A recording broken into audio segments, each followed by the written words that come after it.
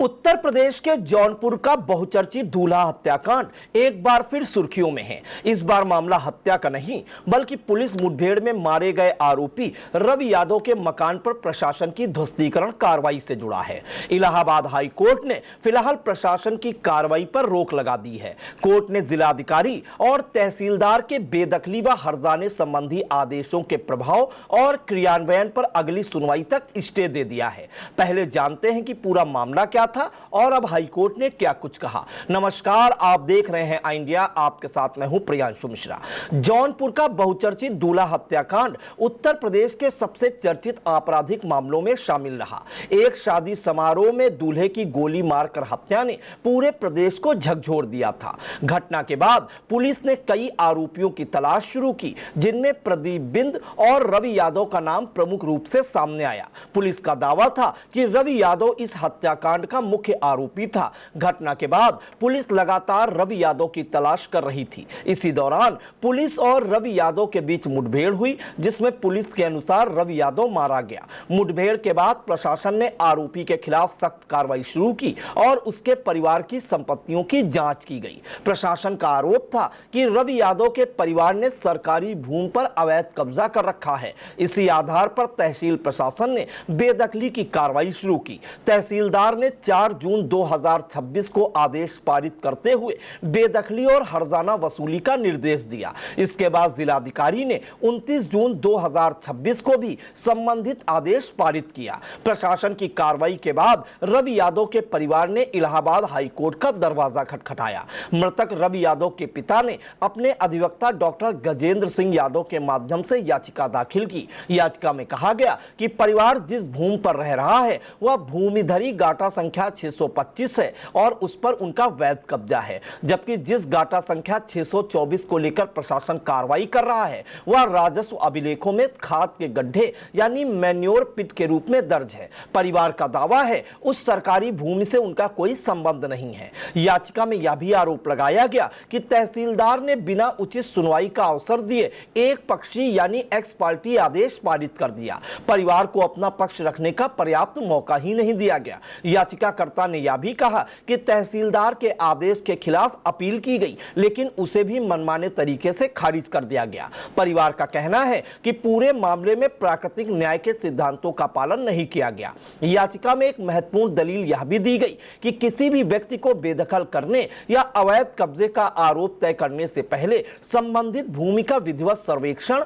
और सीमांकन कराया जाना जरूरी होता है। बिना सीमांकन यह तय नहीं किया जा सकता कि कब्जा वास्तव में सरकारी जमीन पर है या निजी जमीन पर। मामले की सुनवाई इलाहाबाद हाई कोर्ट में जस्टिस चंद्र कुमार राय की एकल पीठ ने की। सुनवाई के दौरान कोर्ट ने प्रथम दृष्टया मामले को विचारणीय माना और तहसीलदार के 4 जून 2026 तथा जिलाधिकारी के 29 जून 2026 के आदेशों के प्रभाव एवं क्रियान्वयन पर अगली सुनवाई तक रोक लगा दी। यानी फिलहाल प्रशासन रवि यादव के मकान को ध्वस्त करने या बेदखली की कार्रवाई आगे नहीं बढ़ा सकेगा जब तक कि हाईकोर्ट इस मामले में अंतिम निर्णय नहीं दे देता। ध्यान वाली बात यह है कि हाईकोर्ट का यह आदेश केवल बेदखली और ध्वस्तीकरण संबंधी कार्रवाई पर अंतरिम रोक है। अदालत ने अभी यह फैसला नहीं दिया कि भूमि पर किसका अधिकार है या प्रशासन की कार्रवाई पूरी तरह गलत थी। इन सभी बिंदुओं पर अंतिम निर्णय विस्तृत सुनवाई के बाद ही होगा। अब एक बार फिर उस दूल्हा हत्याकांड की बात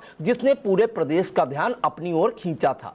जौनपुर में एक शादी समारोह के दौरान दूल्हे की गोली मारकर हत्या कर दी गई थी। इस वारदात ने कानून व्यवस्था को लेकर गंभीर सवाल खड़े किए थे।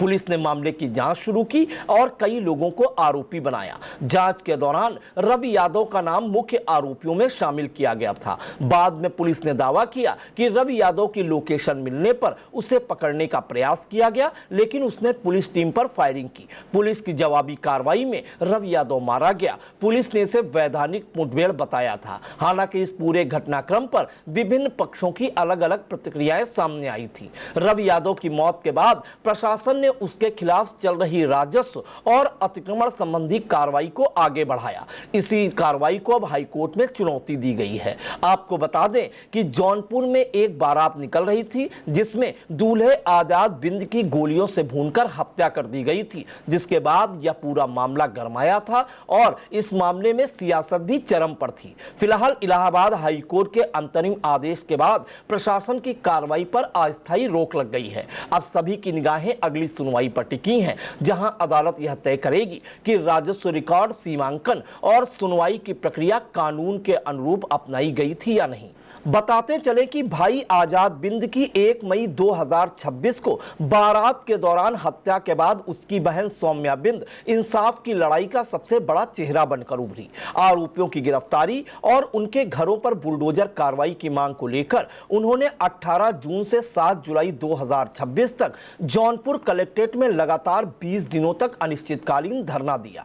भीषण गर्मी में धरने के दौरान 23 जून को उनके समर्थन में आए नेताओं को पुलिस ने हिरासत में लिया, जिससे आंदोलन और तेज हो गया। इस दौरान सौम्या बिंद ने पंचायती राज मंत्री ओम प्रकाश राजभर पर हत्यारोपियों को संरक्षण देने का चीख चीख कर आरोप लगाया था।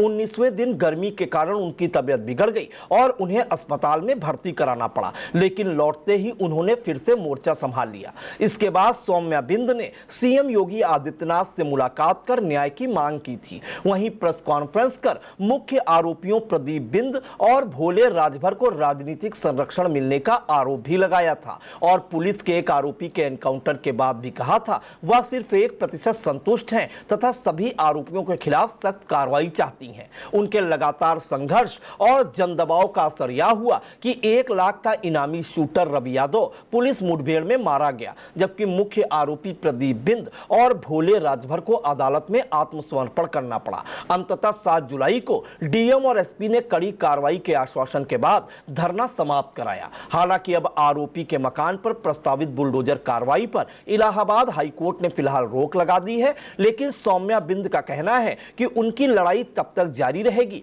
जब तक भाई के सभी दोषियों को सख्त सजा नहीं मिल जाती। जौनपुर के बहुचर्चित दूल्हा हत्याकांड में अब कानूनी लड़ाई का नया अध्याय शुरू हो चुका है। एक ओर हत्या का मामला है तो दूसरी ओर आरोपी के परिवार की संपत्ति पर प्रशासनिक कार्रवाई की वैधता का सवाल। हाईकोर्ट के अंतरिम आदेश ने फिलहाल ध्वस्तीकरण पर रोक लगा दी है, लेकिन अंतिम फैसला अदालत की आगामी सुनवाई के बाद ही सामने आएगा। खबर आपकी, नजर हमारी, देखते रहिए आई इंडिया।